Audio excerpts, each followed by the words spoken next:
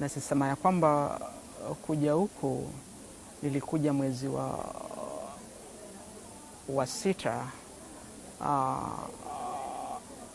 mwaka wa 2017. Mine has no date here because I was sentenced to death.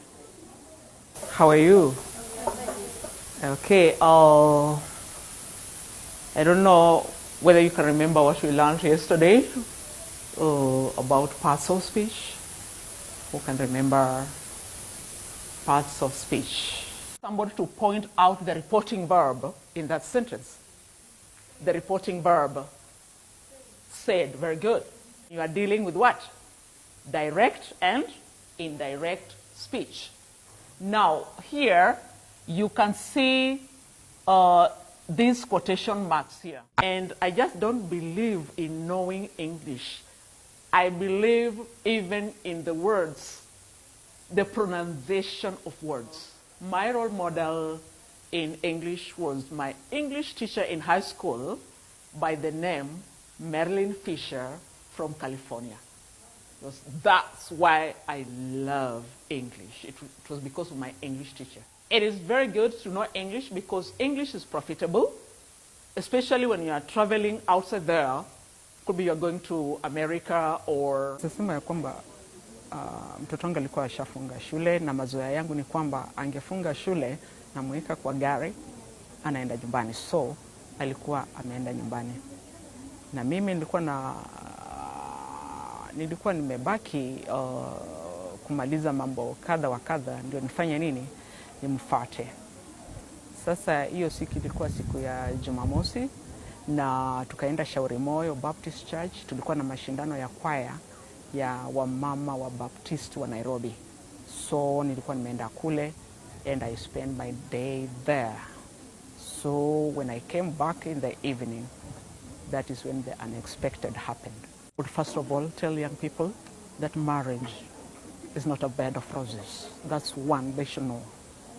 Two, there is no graduation in marriage.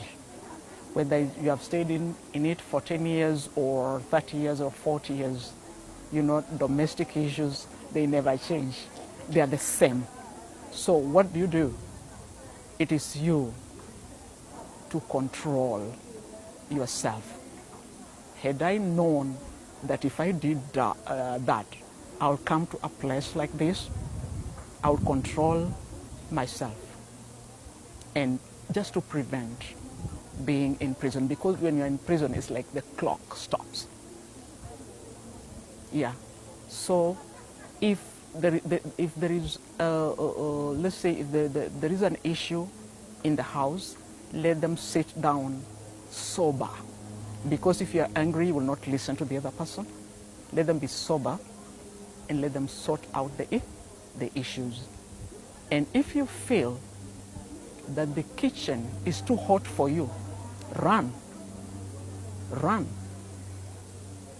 because if someone gets annoyed, whether it's a wife or a husband, they can finish you. Run, go to a safer place, and could be when you have cooled down, you come back and discuss the issues. Kama singeshikwa na dami, ningekuwa nakaribia ku retire. After retirement, it's just to relax. Could be with my son, with my grandchildren, if God would bless me that. Mimi nasema ya kwamba maisha ya mtu ni muhimu sana. Na ukichukua maisha ya mtu, iwe kwa hasira, iwe kwa nini, unadhuru jamii yote. Kwa mfano mimi nasema ya kwamba wanisamehe, hakuna kitu ambacho unaweza fanya kirudishe uhai wa binadamu.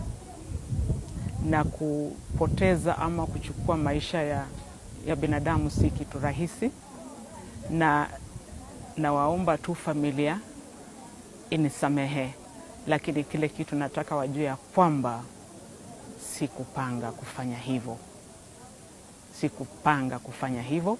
Najua walikuwa na machozi machungu sana kwa sababu yangu, na hapo siwezi kusema ni walifanya vibaya, la, ilikuwa ni kawaida.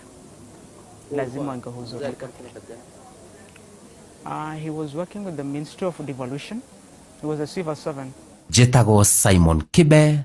Naweza kuambia kwamba kiburi hakisaidii, maringo hayasaidie, kutoshuka chini hakusaidii. In fact, ukiendelea kuwa na kiburi utajipata mahali kama hapa, kwa sababu jela ni kama hospitali, huwezi jua ni lini utakuwa mgonjwa uingie. Out there, I had been a teacher for many years. Yeah, so my profession was teaching. I used to teach in Dagoretti, and my specialties were Siri and English. A normal domestic issue that turned tragic, I would say that. Now, being here, it's not the end of life. Being here, I thank God I'm not dead, I'm alive. So life goes on. I will do anything to better my life here. I will get into programs that are constructive. For example, like right now, I'm volunteering at school, and that gives me a peace of mind.